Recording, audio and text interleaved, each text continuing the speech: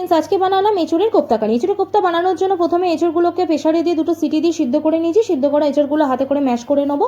তাতে দেবো 1/2 cup cornflour, 1/4 cup বেসন, হলুদ, নুন, কাশ্মীরি লঙ্কার গুঁড়ো, চিনি সামান্য, আদা রসুনের পেস্ট, কাঁচা লঙ্কা কুচি, ধনে গুঁড়ো আর শাহি গরম মশলা দিয়ে দেবো। দিয়ে সমস্ত উপকরণ ভালো করে মেখে নিয়ে কোপ্তার আকার দিয়ে দেবো, দিয়ে তেলে ডিপ ফ্রাই করে নেবো। ওই তেলেই আলুগুলোও ডিপ ফ্রাই করে নেবো। এবার ওই তেলে গোটা গরম মশলা আর জয়িত্রী ফোড়ন দিয়ে পেঁয়াজ কুচিগুলো দিয়ে দেবো। পেঁয়াজ কুচিগুলো ভাজা হয়ে গেলে টমেটো কুচি দিয়ে দেবো। দিয়ে নাড়াচাড়া করে হালকা সেদ্ধ হয়ে এলে দেবো নুন, হলুদ, কাশ্মীরি লঙ্কার গুঁড়ো, ঝাল লঙ্কার গুঁড়ো, আদা রসুনের পেস্ট আর ধনে গুঁড়ো দিয়ে মশলাটা একসাথে কষাতে থাকবো। দিয়ে দেবো সামান্য জল, তারপরে দিয়ে দেবো টক দই, দিয়ে নাড়াচাড়া করতে থাকবো। মশলা থেকে তেল ছেড়ে দিলে কাজু আর পোস্ত পেস্টটা দিয়ে দেবো। দিয়ে শাহি গরম মশলা দিয়ে দেবো। দিয়ে ভাজা আলুগুলো দিয়ে দেবো।